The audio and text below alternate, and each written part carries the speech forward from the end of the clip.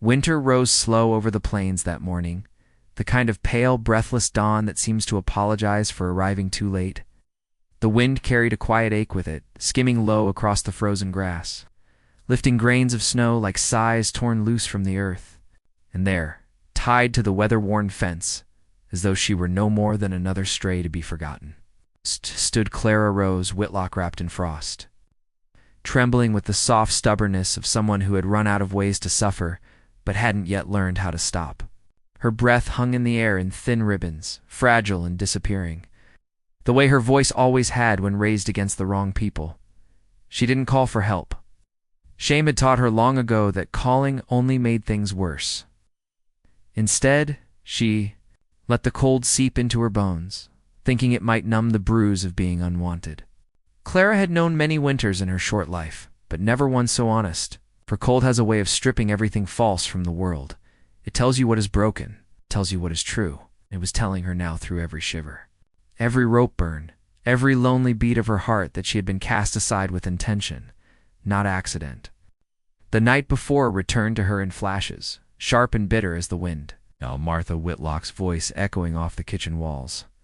Jedediah slamming the door because even her silent presence felt like an offense to him. The chipped teacup sheet. Been drying, slipping from her hands, not breaking, but wobbling against the counter like it couldn't decide whether it was worth the trouble. She remembered apologizing, though she didn't know for what. She remembered Martha's sneer, Jedediah's hard fingers closing around her arm, hissed words, "If you want to freeze, then freeze. Saves us the cost of feeding you." She had been brought outside like one might drag a rug to shake out. They tied her to the fence post not because they feared she'd run. Clara had never run from anything, but because cruelty, once started, tends to make its own rules. Snowflakes gathered in her hair as she listened to the house door slam again, and she had simply lowered her head, thinking maybe this was the kind of silence she deserved. But winter was not the only thing roaming those plains that morning. Boone Calder rode with the quiet of a man who had learned long ago how to hear the world before speaking to it. His dapple-gray Mustang moved with easy confidence through the drifts, breath steaming like small ghosts in the cold light.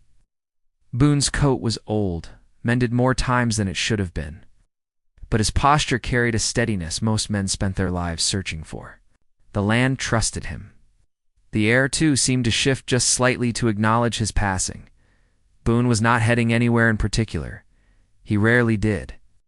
Since burying his father to Winter's back, he had taken to riding at dawn, believing that, if he rode far enough, long enough, maybe grief would spill from him like dust shaken from a coat. It never did. But the habit remained. This morning, something pulled at his attention, a shape ahead that didn't belong to the landscape, shape that sagged where snow-laden fences normally stood firm. Boone narrowed his eyes, guiding his horse closer. And when he finally discerned what the wind was brushing against, his pulse tightened. A girl. Someone's daughter. Someone's wife. Someone who had been thrown out as though winter could be commanded to finish the job. She was bound to the rail, thin as a story gone unread, hair crusted with ice. Boone dismounted with the kind of soft urgency that didn't disturb even the snow. Clara heard footsteps crunch toward her and braced herself for cruelty's return. But the voice that reached her was nothing like Jedediah's bark. Boone spoke. Low, gentle, as though he feared even his words might bruise her. "Easy now, I'm untying you." His hands worked the knots, steady, warm, patient. The rope fell away. Clara swayed, legs refusing to remember their purpose. Boone didn't rush to pick her up or hold her close. He simply offered an arm, a quiet support she could take or leave. She took it only because the ground felt too far away. He slipped his coat from his shoulders and wrapped it around her. It smelled faintly of cedar, smoke, and the kind of loneliness that didn't demand anything from others. Clara almost wept from the gentleness of it. Boone didn't ask why she was there. Not yet. Some truths failed to open when they needed warmth before they could be touched. He lifted her onto the horse, settling behind her with distance enough not to overwhelm but closeness enough to keep her upright. She leaned unintentionally. The way exhausted souls lean toward the first thing that doesn't hurt, the ride toward. Red Hollow felt like moving through a dream half thawing. The land stretched wide and white, the kind of quiet that could either heal a wound or deepen it depending on who held it. Clara kept her eyes forward, afraid to meet his. Boone kept his gaze on the horizon, knowing some people broke further when looked at too kindly.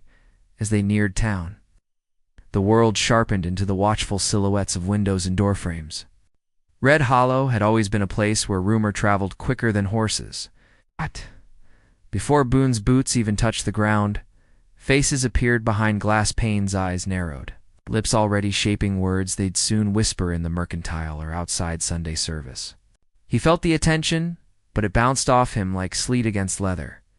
Clara, though, shrank inward. Every glance cut deeper than the ropes had. She could almost hear what they'd say. Boone called her always did keep strays. What troubles? She draggin' in with her? Boone lifted her gently down from the saddle.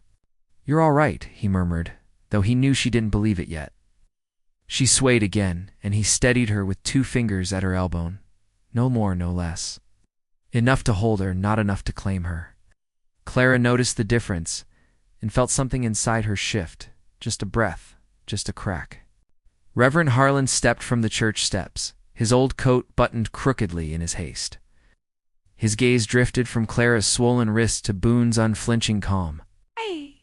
There was judgment there, yes, but softened by a weight Boone suspected. Came from the Reverend's own tired understanding of what families were capable of in private. She needs rest, the Reverend said quietly. Boone nodded.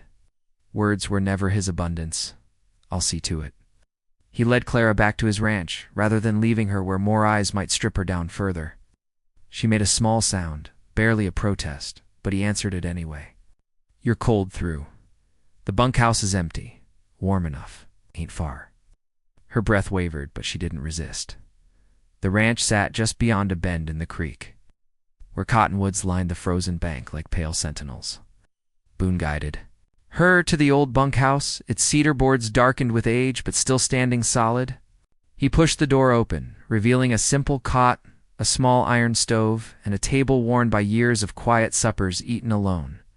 Clara stepped inside hesitantly, as if worried her presence might splinter the wood. Boone lit the stove with a practiced motion. Flames bloomed, soft and golden, painting the room in warmth. He didn't hover, didn't lecture, didn't force comfort upon her, simply said, Rest. Nothin' follows you here. Clara sat on the edge of the cot, Boone's coat still around her shoulders. Her hands trembled in her lap, not from cold now, but from the strange, aching relief of being somewhere where punishment didn't wait behind every silence. She looked up at Boone, trying to form the thank you caught in her throat, but he shook, his head lightly, as if rescuing her was not something extraordinary, but the only reasonable response a human heart could make. Boone stepped toward the door. Clara's voice, small as frost cracking, found him before he crossed the threshold. Why? Why did you stop? He paused, hand on the frame. Snow sifted softly outside, carrying the world inward. Because nobody deserves the cold, he said quietly without turning. Not like that. She didn't answer. Couldn't. Her chest felt too tight, her eyes too full. But something gentle settled over her, like a blanket pulled up to the chin. A beginning, fragile but real. Boone nodded once and stepped out into the morning, closing the door softly behind him. And Clara, in the quiet warmth of that small room, let herself truly breathe for the first time in years. It was a small victory, a fragile one. But it held the promise that the story unfolding wasn't finished with her yet. It's not by a long stretch. Winter deepened with a quiet persistence, as if the cold itself was determined to uncover whatever lay hidden beneath the thin layers of dust and sorrow in both. Clara rose and Boone called her. The ranch settled into the soft rhythm of long days and longer nights, where the slow drip of thawing icicles marked the passing hours like a metronome for healing. Each morning, Clara rose before dawn, her hands stiff but steady as she fed the horses and mucked the stalls. Boone watched from a distance, the faintest crease softening the hard line of his jaw as he chopped wood in the pale light. There was a gentle understanding between them, wordless and cautious. Built on quiet gestures, the way Boone left a pair of worn gloves on the porch for her to find. How Clara, in turn, mended a tear in his coat with careful stitches that spoke of gratitude and fragile hope. They moved around each other like the slow swirl of snowflakes outside, never quite touching, yet steadily drawing nearer. It was not a story of passion or fireworks, but of two broken things beginning to thaw through the slow grace of presence. The town of Red Hollow, wrapped tight in its winter gloom, was less forgiving. Whispers curled through the streets, like smoke from chimneys, twisting and turning in gossip-fueled drafts. Clara's arrival at Boone's ranch stirred unease beneath the thin veneer of polite nods and forced smiles. Martha and Jedediah Whitlock, with their sour faces set like cracked stone, wasted no time weaving their own versions of the tale, darker and crueler than truth.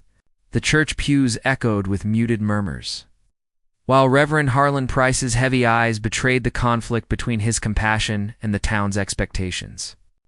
One frost-bitten morning, Boone found the Reverend standing outside the bunkhouse, the preacher's breath fogging in the icy air as he spoke with a hesitant gravity. "Good intentions don't always soften a town's hunger for scandal, Boone," Harlan said, his voice a low rasp. "You're doing right by her, but folks, they see what they want to see." Boone's silence was a slow burn he understood all too well.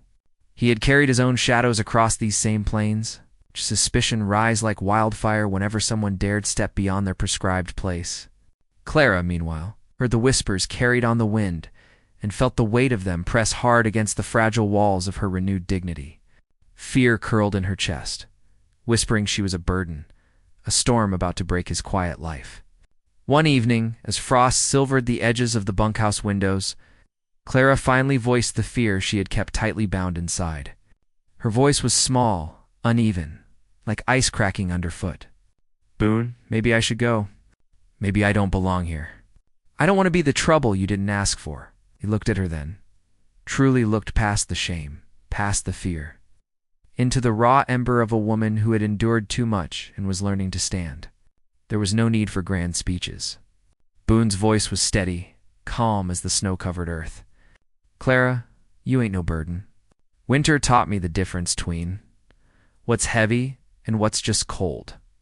Wait, you're the fire, not the frost." Her eyes shimmered with something like hope, though it was not yet the warmth of love. It was the first fragile bloom of self-worth, nurtured by someone who refused to look away. But the peace held only so long.